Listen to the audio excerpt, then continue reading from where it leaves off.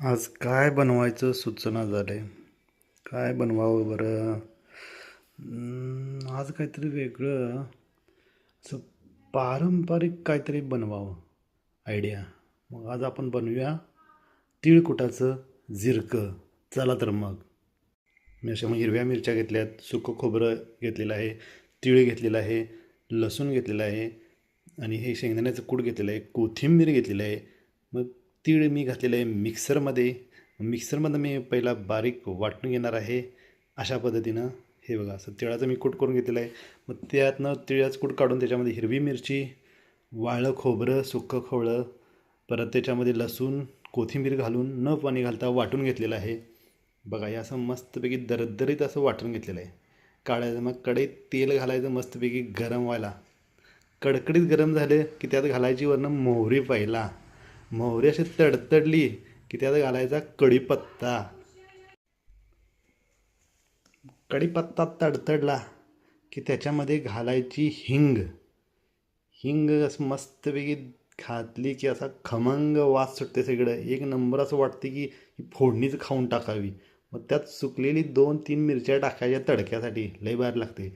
आणि जो वाटलेला मसाला होता तो पण या तेलात असा भाजून घ्यायचा बघा, असा चार चार चार भाजून घ्यायचा. एक नंबर असा सुवास येते. घरात सगळीकडे असा मस्त वास येत होता बघा, की वासानंच असा मसाला सगळा खाऊन टाकावाच वाटत होता. मस्त असं तेल सुटेपर्यंत हा मसाला भाजून घ्यायचा आहे. मग याच्यामध्ये मी तिळाचं कूट केलेलं आहे ते पण याच्यामध्ये घालायचं. या मसाल्यासोबत तिळकूट पण हे भाजून घ्यायचं चरचरीत असं.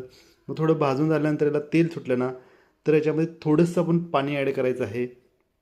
याला भाजत असताना खाली लागू नये म्हणून आणि सगळे मसाले एकत्र शिजावे म्हणून ह्यासाठी आपण ह्याच्यामध्ये थोडंसं पाणी घालायचं आहे.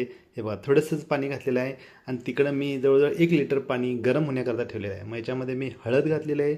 हळद घालून पण असं मस्तपैकी भाजून घ्यायचं. खतरनाक होते, एक नंबर लागते. आता गरम पाणी मी घातलेलं आहे. गरम पाणी घातल्यानंतर याला असे मस्त उकळी द्यायची आहे बघा. ह्याच्यामध्ये मग आपण शेंगदाण्याचं कूट वरून घालायचा आहे थोडा. मग याच्यामध्ये आपण चवीनुसार जरा थोडीशी साखर घालायची आहे, चवीनुसार मीठ घालायचं आहे. मग अशी उकळे की एका मस्तपैकी असं मातीच्या भांड्यात काढून घेतले बघा. असलं भारी झालं होतं, खतरनाक. असं गरमागरम भात आणि गरमागरम हे तिळकुटाचं असं झुरकं घेतला त्याच्यामध्ये.